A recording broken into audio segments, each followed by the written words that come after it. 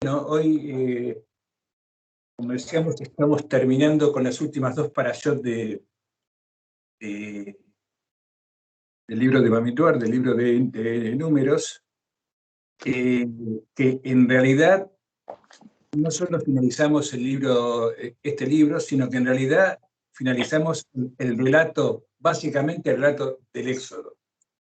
El último libro que empezamos la semana que viene, que es Devarim, Deuteronomio, justamente Deuteronomio significa la segunda ley.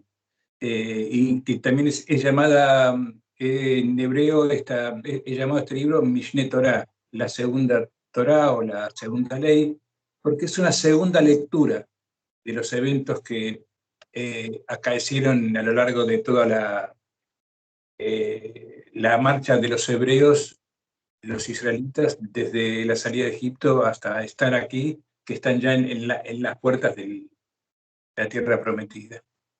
Y la primera parashá que nos toca es Matot, que empieza hablando de que Moshe se debe dirigir a los jefes de las tribus. En el primer versículo, el 32, le dice dirigirse a los jefes de las tribus. Aquí también podemos hacer un recuerdo, digamos, de que este tema de los jefes de las tribus a los que Moisés se dirigía para transmitir las instrucciones, lo que le decía Dios, o a veces según la iniciativa del mismo, y luego desde los jefes de las tribus pasaba a instancias menores a todas las tribus. Es aquel sistema que había instaurado Moshe a instancias de Yitro. ¿Se acuerdan? Cuando salieron de Egipto, cuando Yitro le recomendó poner poderes intermedios para no tener que llevar todo el peso él de la conducción, los juicios, pero también de la conducción en general. Bueno, y hay la palabra matot, que es lo que llama esta para allá, significa tribus, pero también significa varas o palos. Por ejemplo, la vara que usaba Moshe, como por ejemplo para separar las aguas, o la famosa vara que siempre se lo ve en las ilustraciones, se dice maté en hebreo. Eh, Y Mate, recordamos que esta vara era pasible de convertirse en serpiente, llegado el caso, como fue ante el faraón. Entonces, haciendo una especie de analogía un poco facilona, si queremos, podemos decir que los jefes de la tribu son como las varas sobre las cuales marchó el pueblo de Israel.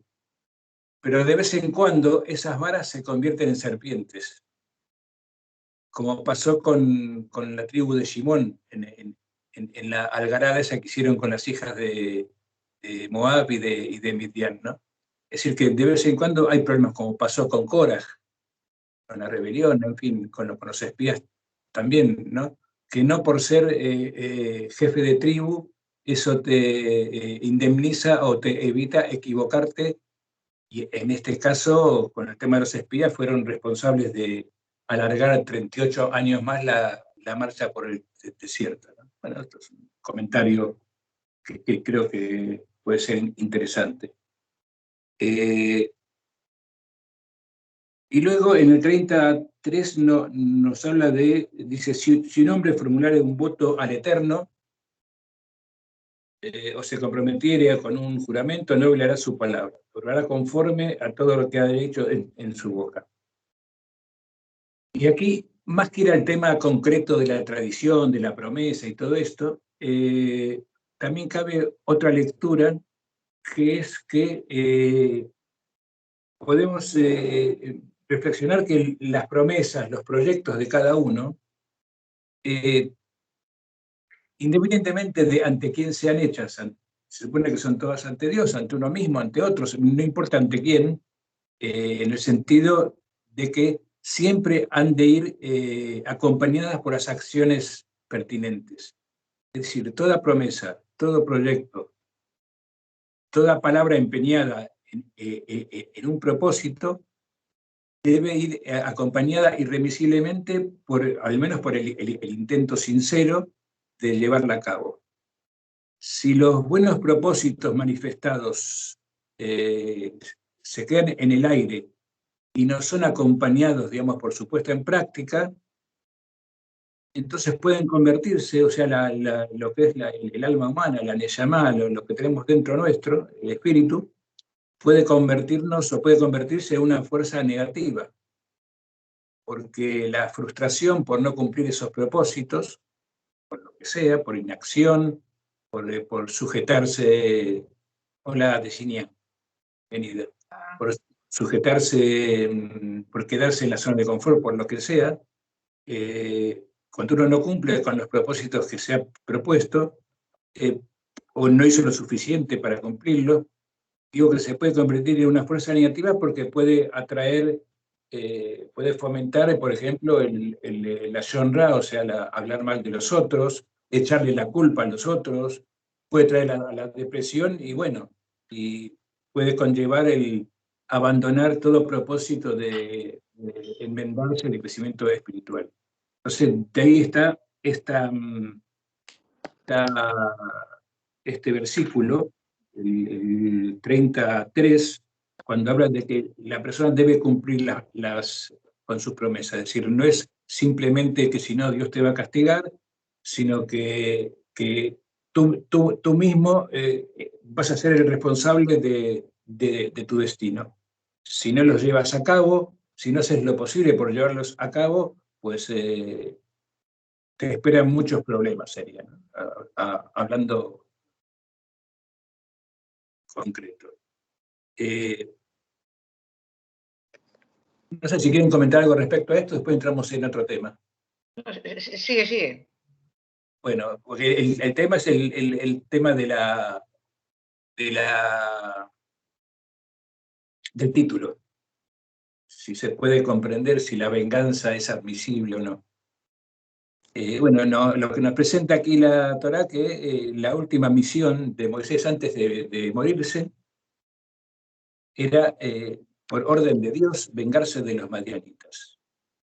O sea, la matanza de los madianitas es terrible porque se matan a los hombres, a las mujeres, a los niños.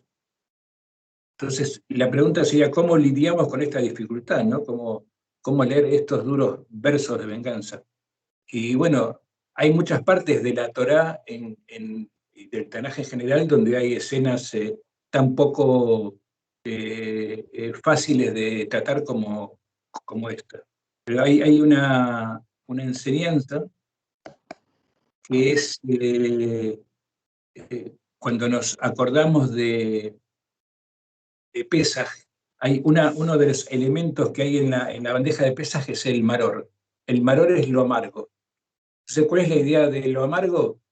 De masticarlo sabiendo que es amargo, y masticarlo y masticarlo y masticarlo tantas veces hasta que nos sepa dulce. Pues lo mismo con estos pasajes difíciles de la Torah. No hay que saltearlos para que no nos comprometan, o sea, dejarlos sin tratar, sino meternos en ellos y tratarlos bueno, hasta encontrar algún tipo de explicación o al menos hasta poder hacernos otras preguntas que nos acerquen. Sería esta la metáfora del maror, ¿no? De lo amargo. Hay en el Talmud hay hay un tratamiento de este tema y de otros difíciles, como decía. Se dice que hay mitzvot ledorot y mitzvot leyá. ¿Qué significa esto? Que hay mitzvot para las generaciones, o sea, que pueden tomarse como ejemplo, como antecedente, digamos, de comportamiento para todas las generaciones, y que hay mitzvot, o sea, preceptos leyá, que son preceptos para un momento, para la hora, la ya es la hora, para un momento determinado, y que no sirven como antecedente para otros futuros, que no se deben tomar como precedente, digamos, ¿no? Hay por eso, dos tipos de mitzvot. Según Maimónides, según Rambam, por ejemplo, él cuenta en su Mishneh Torah, en el libro de él, cuenta, bueno, no sé si en Mishneh Torah o en Nebuchim, ahora se me escapó. Pero bueno, él lo cita, que hay 300 de estos mitzvot leja, o sea, a lo largo de la tradición judía. O sea, que hay muchas cosas que son puntuales y que no sirven como precedente. Bueno, de hecho, la acción de Pinhas que vimos hace un par de parashot va a lo mismo, ¿no? No quedó como precedente a repetir, sino como algo excepcional. Pues aquí, en esta misión que por orden de Dios, de Hashem, Moshe encarga a su gente, también se puede inscribir en esta, en esta misma tónica. Y esto también podemos unirlo con otra tradición, con otra que también está tratado en el Talmud, que en el Talmud se habla de Tashlumei Jovel. Dice, serían los pagos hacia el prójimo, hacia el otro. Y dice que hay cinco que son Nezek, o sea, los motivos por los cuales hay que pagar. Nezek es daño, Tsar, que es dolor, Ripuy, que es cicatrización, hay que contribuir a cicatrizar las malas acciones, Shevet, que es hay que compensar los daños causados, además del mismo daño, las consecuencias de ellos, y Bushá, que es la vergüenza. También hay que tratar de reducir en lo posible el avergonzamiento del damnificado. Esto especialmente lo hablan en casos de violación. ¿Y por qué hablo de 5? Esta tradición de los 5. Vimos en las parashat anteriores que el 5 se repite 2 veces. Tenemos los reyes de Madián, que son 5, bueno, ya hablamos ahora, y tenemos las hijas de Zelofejat, que son 5. Es decir, se nos puede hacer entender estos 5, se me apagó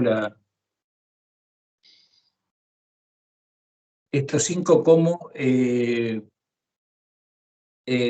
tinim, como juicios que hay que vencer.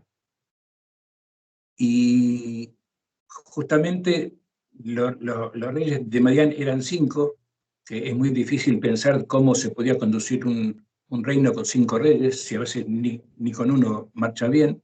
Pero bueno, el caso es que el 5 se repite como Geset, en el caso de las hijas de Zelofejat, una ampliación del Gesed, de la comprensión de que tienen que incorporarse también las mujeres a tener parte en la herencia de Israel, y por el otro lado con el rigor, con la Geburá, que es poner el límite a Madián.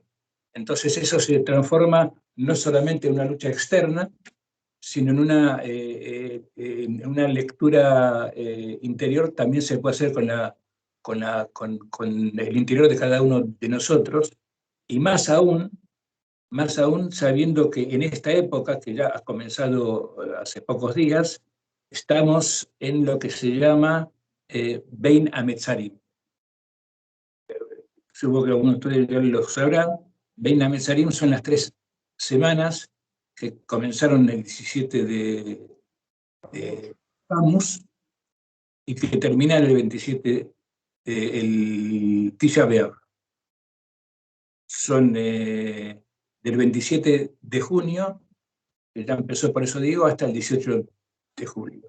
Bein Hametzarim significa la etapa entre estrecho, muy estrecha, porque se conmemora todas las desgracias, la destrucción de los 2 templos, o sea, Tisha B'Av y más eventos trágicos.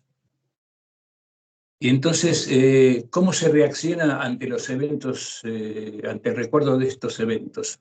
Tradicionalmente hay una postura de que hay que quedarse quietos, es como meterse en la cama y no levantarse durante 3 semanas. Es una idea, ¿eh? para que no nos pase nada malo. No, pero tampoco nos pasa nada bueno. Entonces, tenemos otra posibilidad, porque quedarse en la cama sin moverse, o quedarse rezando solo, o con otros incluso, pero sin hacer nada más, es como estar temblando, aceptando el papel de víctima, que en cualquier momento nos cae algo de encima, ¿no?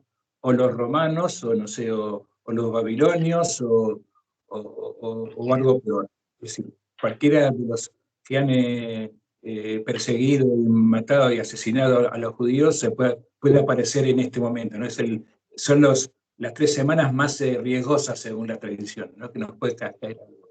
Entonces, la otra posibilidad es, como aquello que decía, también aquí se aplica lo de masticar el maror hasta que sea dulce, o suele ser siempre, quedarse quieto o moverse. En realidad, este periodo de Bein HaMetzarim, desde cierto punto de vista, ofrece la mejor oportunidad de crecer, porque de crecer espiritualmente, personalmente, de mejorar, de pasar digamos, a otro nivel de conciencia.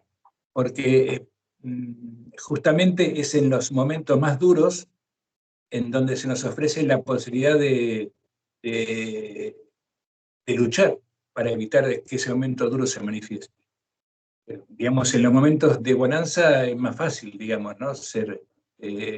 Acceder a comportamientos, digamos, más o menos que nos ayuden a crecer. Pero en los momentos de dificultad, cuando tenemos el ascensor cortado por la luz en medio de una torre de 90 pisos y no viene, es ahí cuando se ve cómo reacciona, ¿no? Digo, eso como se me va a ocurrir cualquier otra cosa que ustedes también pueden pensar, ¿no? Entonces, es en esta época, Reina Metzarim, cuando se quedan estas dos opciones. No quiere decir que no haya que lamentarse por lo que ha sucedido, pero desde el punto de vista, incluso, esto tiene que ver con la lectura cabalística también, ¿no? Desde el punto de vista del crecimiento espiritual, es la oportunidad, como decía antes, de crecer más.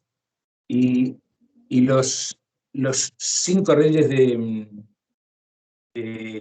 Midian se pueden objetivar en estos 5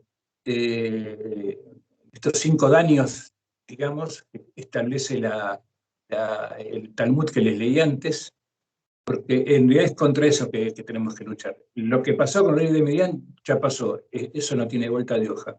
Pero la lectura que podemos hacer que nos ayude a nosotros en el presente es cómo utilizar el límite, que se presenta la Geburá, para no caer en lo que cayeron los Bnei Israel, ¿no? Que murieron 40.000, casi todos de la tribu de Shimón, en aquella ofensiva, digamos, con apariencia afectiva, pero con una contundencia letal, ¿no? Tuvieron las hijas de Madián y dirigieron las hijas de Madián, que parece que eran muy lindas, y las hijas de Moab. Bueno, algo comentaron antes de empezar, algo ahora sobre este tema de la venganza.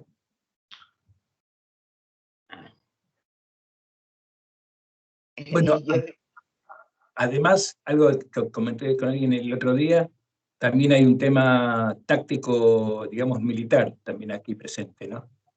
Que es que estaban todos digamos, estaban los Bnei Israel envueltos en una campaña militar, ya habían tenido combates con varios pueblos, con varios reyes fuera de Canaán en el camino, y estaban ya en el Moab, frente ya al Jordán y del otro lado de Jericó, a punto de entrar. ¿Y por qué se ordena esta campaña, porque realmente el combate que se perdió fue el combate contra Moab y Madián, con aquello que pasó en el campamento y fuera del campamento, y digamos que no se podía dar el lujo, el conjunto de las tribus de Israel, el pueblo de Israel que estaba en formación de Israel, no se podían dar el lujo de que alguien les hiciera lo mismo, porque si alguien les hacía algo parecido y también caían, se acababa el proyecto con bastante probabilidad. Entonces, había que establecer un límite, un castigo, por eso hablo de Geburá, para que eso no volviera a suceder, tanto de cara al posible enemigo externo, como de cara a la autoconfianza interna del mismo pueblo, ¿no? A la moral propia para encarar los futuros desafíos que se avecinaban. Como ven, hemos hablado de todo, desde el punto de vista místico, punto de vista político. Bueno, ahora sí, por favor, digan lo suyo, si quieren. Bueno, yo como siempre empiezo. A ver, hay un salmo, el 130 creo, si no me equivoco, que es el anterior, antes de que acabe el Tikkun Halali de Rabbi Nachman, en que el salmista pues canta que cómo es posible, si estamos en el exilio de Babilonia, podamos cantar las canciones de Sion. Y luego termina el salmo diciendo, bendito aquel que coja a tus hijos y los estrelle contra la roca. A mí, sí, es así, ¿eh? Miradlo. Ese es el que empieza tan bonito que habla, si te olvidaras Sí, Jerusalén, los que... campos, sí, exacto. Y termina, bendito sea aquel que coja a tus hijos, a los hijos de Babilonia, y los estrelle contra una roca. Yo me clavo, te quedas fundida porque dices, bueno, aquí ¿dónde está el Gesed? Y es la pregunta por la venganza. Entiendo la rabia del salmista, vale, pero no sé, el salmo ese que ha creado el Tikkun Halali del remedio universal de Nachman de Breslev y contiene esa expresión, bendito aquel que coja a tus niños y los estrelle contra la piedra. A mí que me lo cuenten. Si esto no es venganza, pues que baje Jesús y me lo explique. Solo quiero entender, o sea, o hay momentos en que la venganza es lícita. ¿Por qué se dejó ese párrafo en el Salmo? Pregunto, ¿eh? Yo...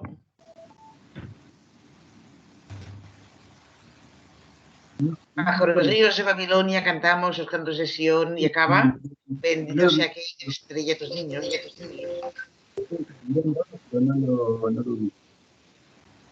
No sé.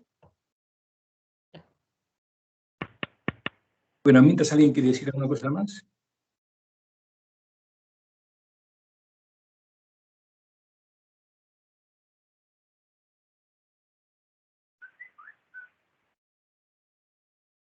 Bueno, mientras se van pensando algo.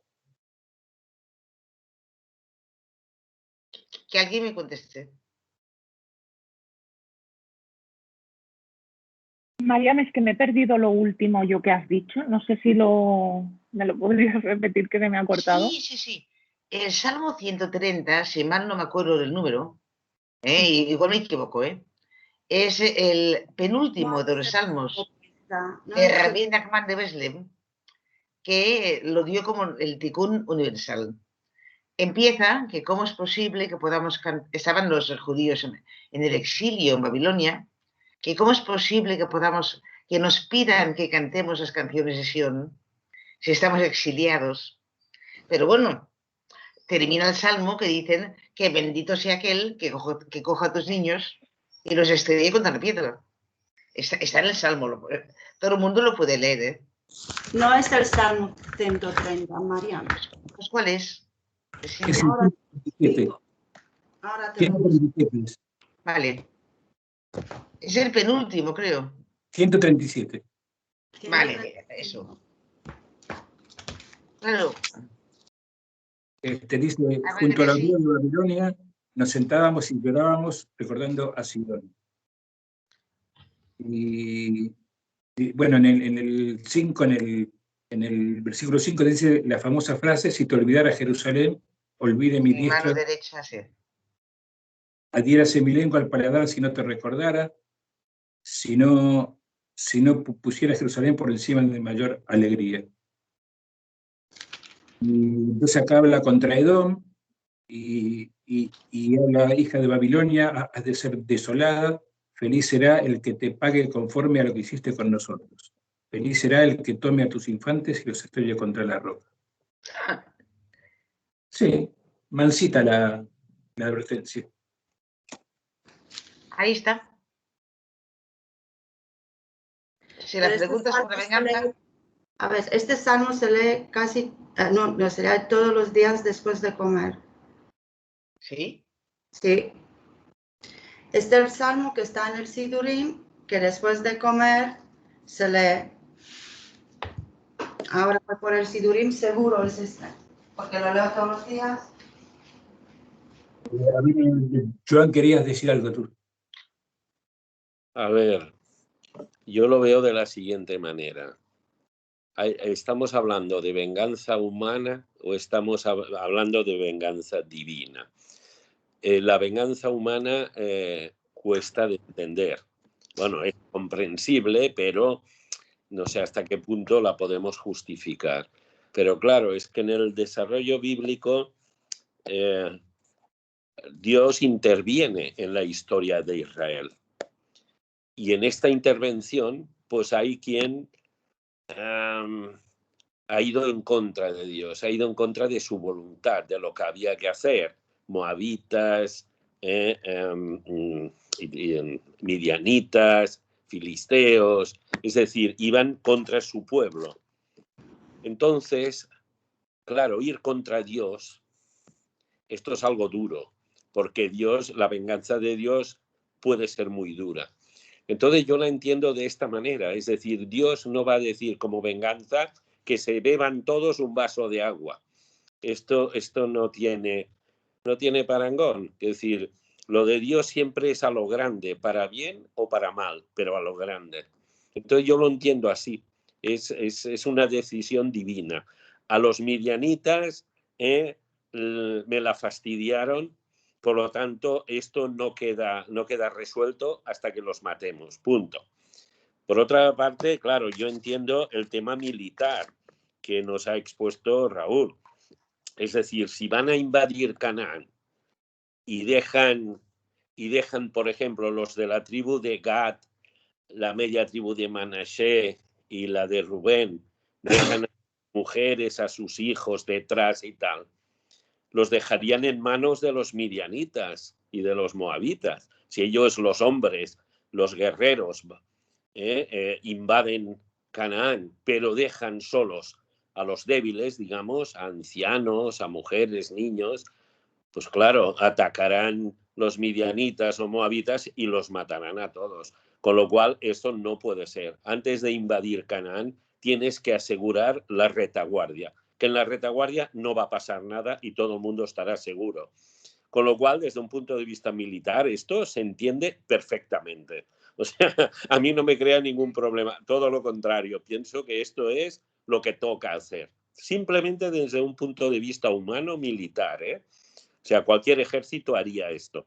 No puedes dejar la retaguardia con enemigos, porque te van a fastidiar por detrás. O sea que, en fin, no digo nada más. Ya está. Gracias. Sí, hoy en día todo esto se ve con los ojos del buenismo, del neopacifismo, digamos, y todo esto, ¿no? De la condena moral. Es como en Europa, cada vez que pasa algo mal en el mundo, dice: estamos profundamente consternados. ¿Y qué? Y no tenemos nada. Deeply concerned en inglés. Siempre dice lo mismo. Y de ahí no pasa. Profundamente consternados y nada más. Claro, por eso me llamó la atención el Salmo, porque no esconde la rabia del exiliado, diciendo, bueno, me tenéis aquí esclavizado y tal y cual. Ojalá pudiera hacer eso. Es muy humano. Pero fundamentalmente porque has destruido el templo. ha destruido Jerusalén. Esa es Claro. el daño principal. Claro. Pero la traducción correcta de esta frase no es la que está en la Torah, porque la estaba mirando, efectivamente no me he equivocado, además lo leo casi todos los días. Es el primer salmo que se lee después de comer, la bendición después de comer. Siempre, pero la traducción correcta desde el hebreo es: bienaventurados los que lloran y dispersaremos tu rebaño a la roca. O sea que no tiene nada que ver con eso que se dice de coger a los niños y estrellarlos contra la roca. No. Vale, gracias, Yesenia. Yo no diría eso, estoy leyendo en el hebreo y... Yo no lo sé, yo te digo la traducción que a mí me han hecho aquí. Bueno, está bien, igual hay versiones más edulcoradas, digamos, para no regalar. Bienaventurado a el que atrapa y aplasta a tu descendencia contra la roca es otra traducción. Bueno, esto se puede entender también, ¿eh? Si haces una bendición después de comer, decir que vas a estrellar niños contra las rocas, no es así. Tenéis que poneros en el lugar. A ver, no es así. Cuando estaban en Babilonia, ellos estaban de esclavos y lloraban. Yo no sé si vosotros habéis vivido en algún momento en vuestra vida una situación que estás en un país donde no puedes vivir, no puedes salir y se te niegan todos los derechos. Yo lo he vivido. No. Cuando tú estás ahí y no tienes ningún acceso a nada más que escuchar un tirano que solo te habla de su idolatría y de su locura y de todo, y te obliga y te matan y te pegan y todo, de todo lo que hay en tu entorno, y tú quieres ser libre. No me digas que en este momento tú no los coges a todos y los quieres matar. Hombre, sí, sí, pero este momento no es bendición después de... O sea, este es el momento de recordar, Juan, que ahora que yo tengo todo lo que quiero, yo siempre lo he tenido, pero hay muchos que no lo han tenido. Cuando después de comer hay que recordar que ha habido momentos en tu vida cuando no has podido comer en paz. Hay que siempre recordar de dónde vienes para saber apreciar lo que tienes. Porque como no sabemos, la memoria la tenemos muy corta, siempre pensamos que hemos vivido y todo el mundo vive así. Pero ¿cuánta gente en el mundo actual vive como vivimos nosotros? Sí, muy poca.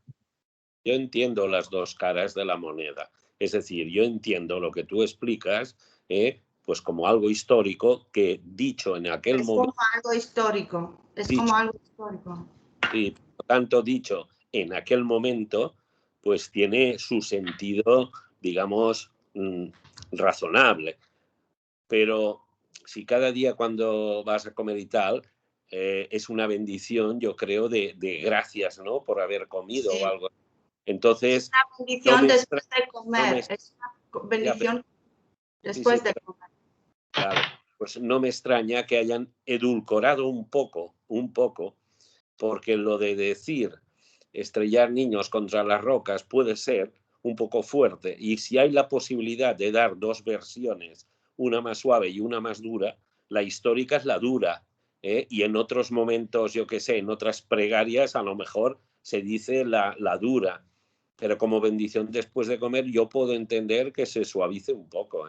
Yo lo puedo entender. No sé si se hace o no, porque no lo sé, pero lo puedo entender. Muy blandecida no es que la versión es aplasta a tu descendencia contra la roca. Bueno, sí, aplasta o estrella, pero eso es lo que pone en hebreo, ¿eh? Pero, claro, pero cuando tú dices aplasta descendencia contra la roca, ¿qué es la roca para Israel? Bueno, claro, Hashem. La roca es la Torah, donde ha estado escrito, la Torah está escrito en la piedra, en la roca. Claro. Hay que ir más allá de eso. Aplástate al conocimiento y aprende las leyes. La roca de Israel. Vale. Gracias, Yesenia. Muy bien. Sí. Ahora eso lo sí.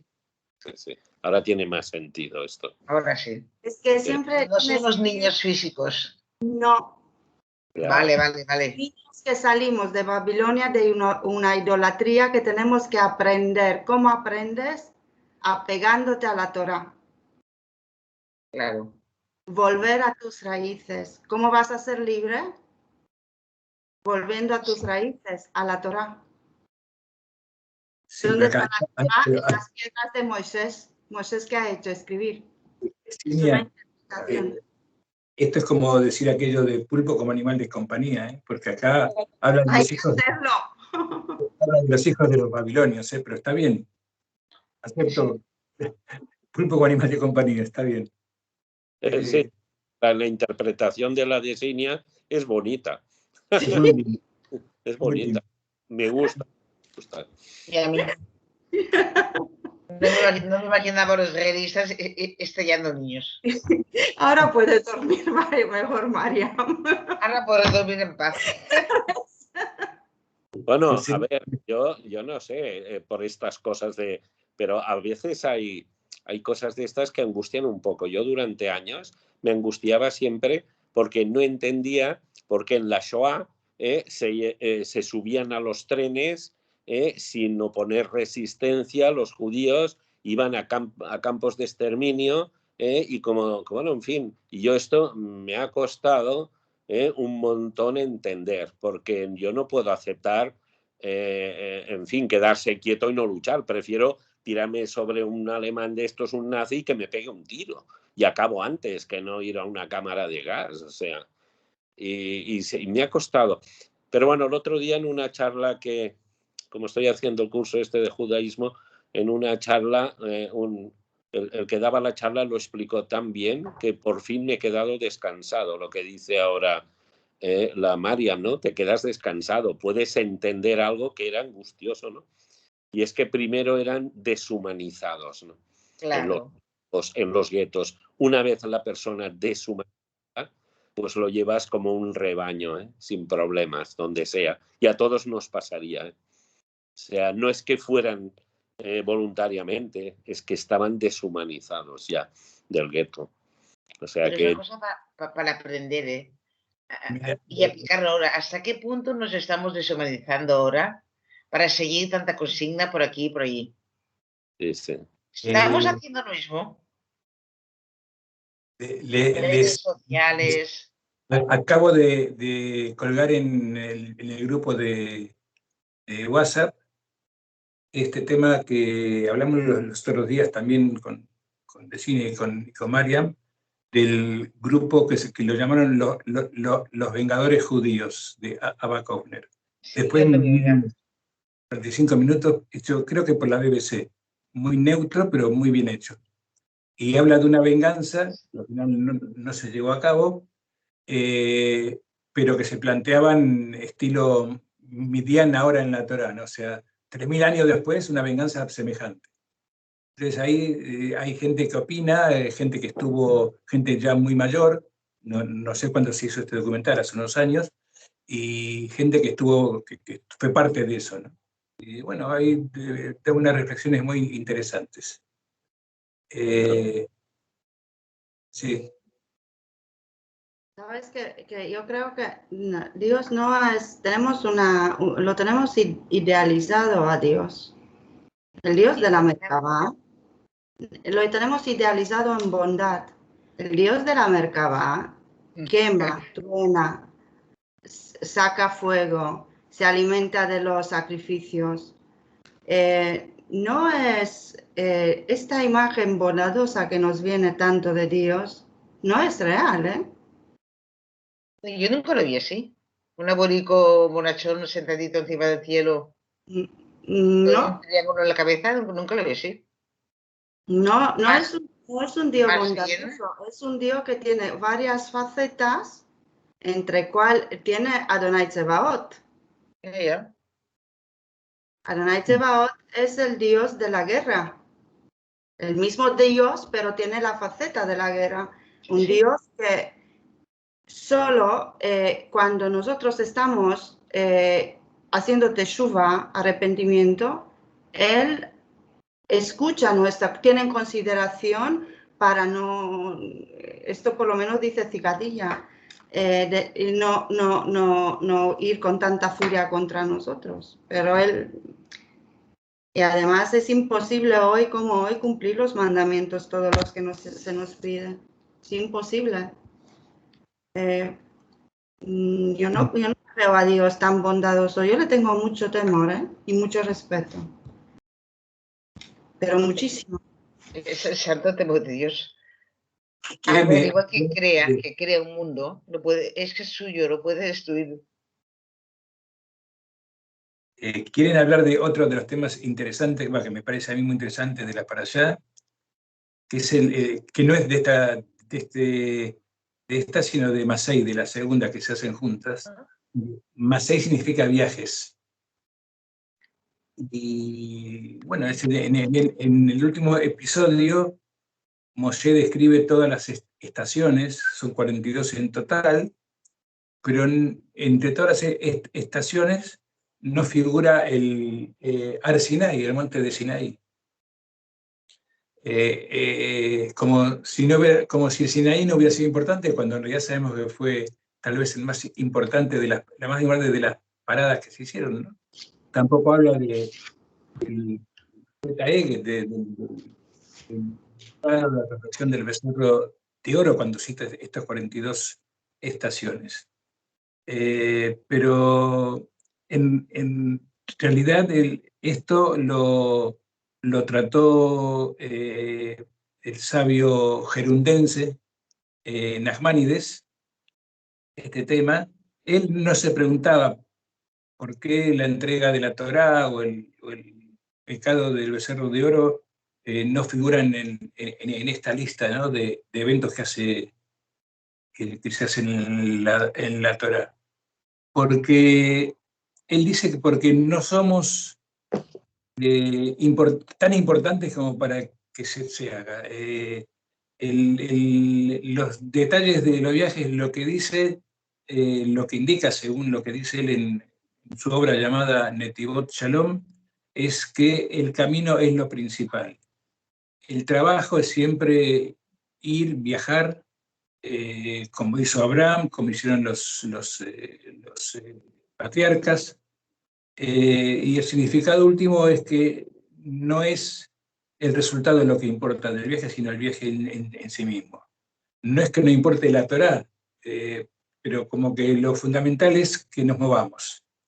O sea, es estar vivo para la próxima parada siempre, ¿no? Porque digamos que la Torá menciona los viajes porque da importancia a las estaciones. Las estaciones son aquellos sitios en donde generalmente cuando uno hace un viaje no se fija en qué estación de servicio va a parar para descansar. Bueno, hay gente que lo planifica, pero en general no se suele hacer. Y aquí lo que se indica es justamente que tenían su importancia estas 42 paradas, porque es en las estaciones donde se ve el pasado, cuando se ve lo que has hecho, lo que has recorrido, y cuando puedes mirar al horizonte y ver lo que aún te falta. Es un momento de introspección, digamos, ¿no?, respecto del viaje.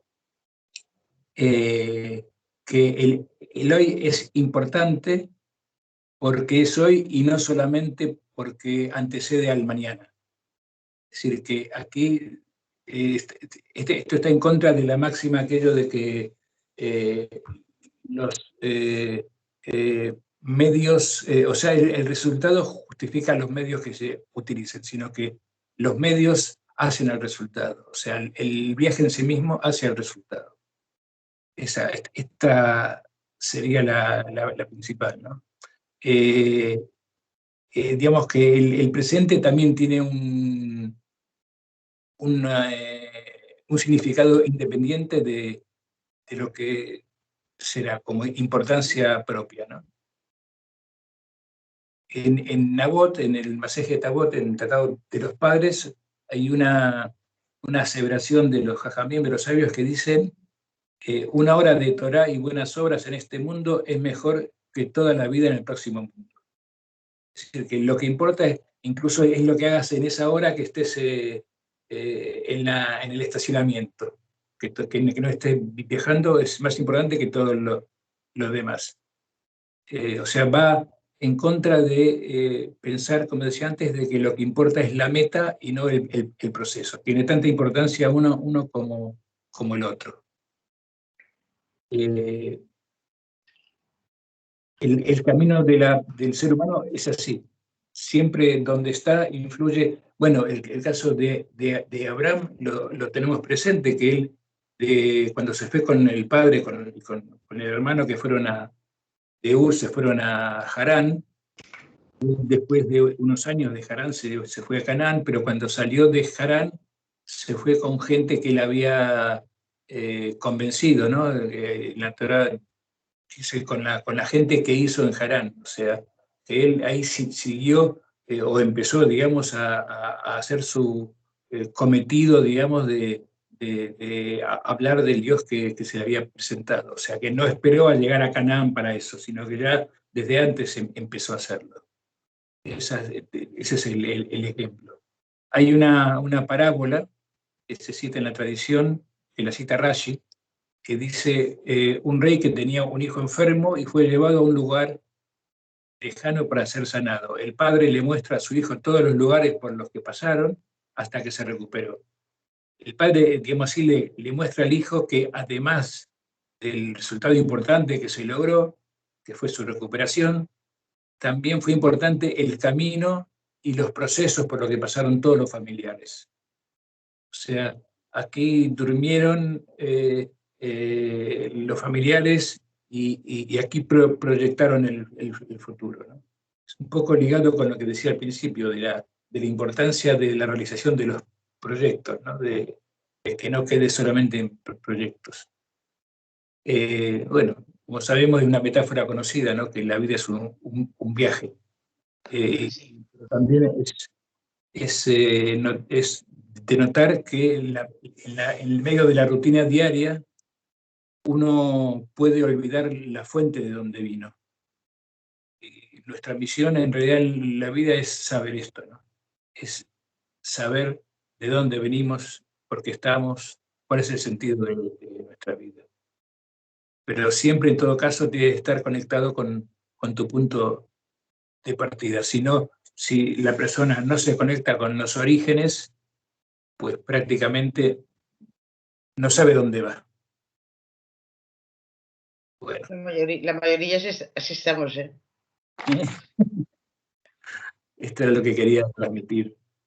Sí, pero es muy, muy extraño que no pone, a ver, ¿por qué no pone Sinai, no? Como Sí, de, como decía Nachmanides, que no era lo más importante era todo lo demás. Y también puede ser que responda a otra tradición este relato. Hay tradiciones muy diversas que confluyen en la Torá. Puede ser que esta sea una en donde no se incluye el Sinaí. Y hay un problema también estratégico, ¿eh? Si en una lista pones es como si haces una lista de futbolistas y incluyes al Messi. Por mucho que vayas diciendo que son todos importantes, la gente solo verá al Messi. Con lo cual excluyes a los mejores de la lista y entonces sí que los demás son importantes. Es algo estratégico para hacer entender, para que el mensaje de que todas las etapas son importantes, para que la gente pueda entender eso, no hay que poner los grandes símbolos, porque si no, hacen sombra a todo lo demás. Pues sí, muy bueno, Joan. Muy interesante esa perspectiva. Sí, totalmente cierto. Muy interesante. Sí. También hay 42 nombres de Dios, ¿no? Que se refiere también a eso. Que también algunos los tratan. Pero no he leído algo, no puedo opinar porque no lo he leído suficiente, pero sí que he leído que se correlaciona con estas 42 paradas. No lo sé. Esto lo tengo que leer más para opinar. Ya nos contarás. Después hay otros temas que se presentan de vuelta al tratamiento de las hijas de Zelofejad, también aquí. Nos da un baño de realidad